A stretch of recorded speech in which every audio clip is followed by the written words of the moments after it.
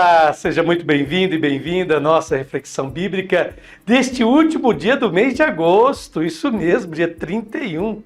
Nos propomos a refletir com todos vocês sobre o Evangelho da liturgia de hoje, Mateus, capítulo 24, versículos de 42 a 51. Vai ficar aparecendo aí para vocês não se esquecerem e irem acompanhando também pelas vossas Bíblias. Lembrando que hoje é memória facultativa de São Raimundo Nonato. Raimundo Nonato veio à luz em 1200, em Portel, nas proximidades de Barcelona, na Espanha, de família nobre. Vestindo o hábito dos mercedários aos 24 anos, seguindo o exemplo do fundador, se dedicou, São Raimundo, à libertação dos escravos da Espanha, ocupada pelos mouros, e à pregação no meio deles. Um dia, após a volta de uma viagem a Roma, ultrapassou o Estreito de Gibraltar e foi à Argélia, tornando-se escravo entre os escravos, para manter acesa entre eles a chama da fé, com a palavra e com o exemplo da caridade ativa. O gesto de Raimundo Nonato de oferecer-se como escravo em troca da libertação de um infeliz pode parecer um ponto natural a que chega a caridade heróica de um santo, que vive o Evangelho integralmente.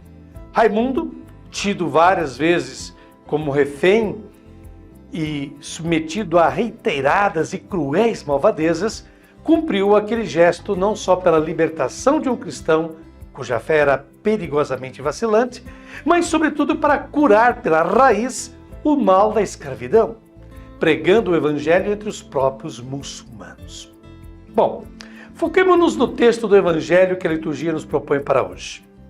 Esse texto integra o último dos grandes discursos, ou catequeses, ou sermões, nos quais o evangelista Mateus organizou a pregação de Jesus em seu Evangelho. Na imagem que todos veem agora, percebemos que Mateus organizou seu Evangelho em 5 grandes blocos, aos quais os estudiosos dão o nome de livros, inspirando-se nos 5 livros da lei de Moisés. O Pentateuco, para nós, que é Gênesis, Êxodo, Levítico, Número, Deuteronômio, os 5 livros. O texto de nosso Evangelho, Mateus, capítulo 24, versículos 42 a 51, está inserido no discurso ou pregação do 5º livro, que ocupa os capítulos 24 a 25. O tema é o fim dos tempos, com suas tribulações, enganos e, finalmente, o juízo universal, como está lá relatado em Mateus 25, de 31 a 46. No fundo, esse discurso serve como um alerta para todos aqueles que desejam seguir de verdade Jesus Cristo.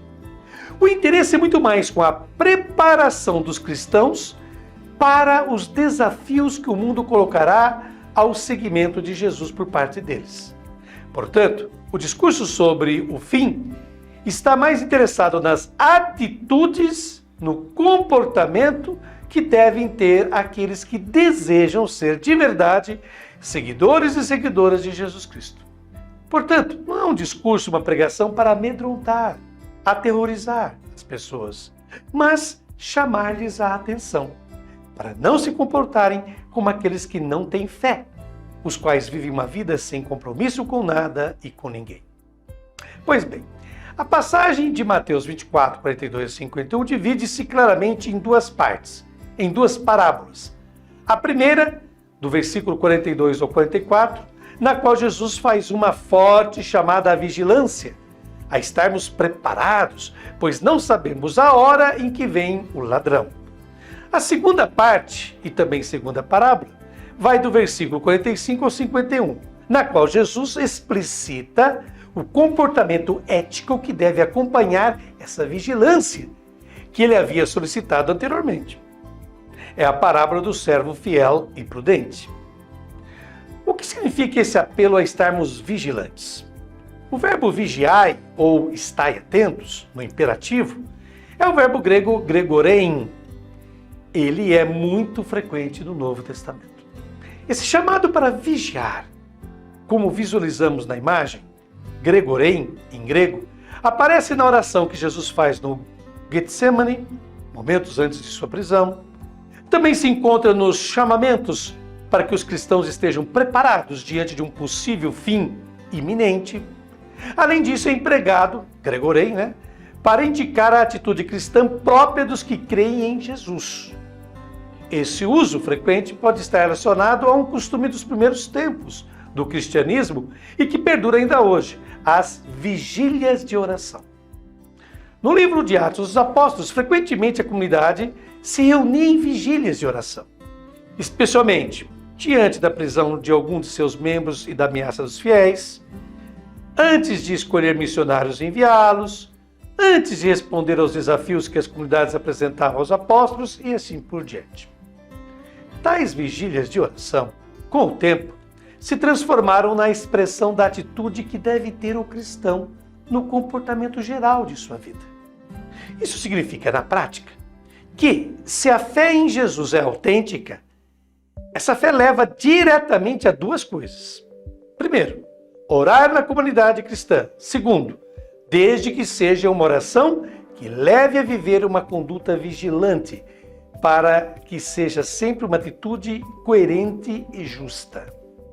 Por isso, a segunda parábola da leitura de hoje, do Evangelho de hoje, aquela do servo fiel e prudente, versículos 45 a 51, é necessária.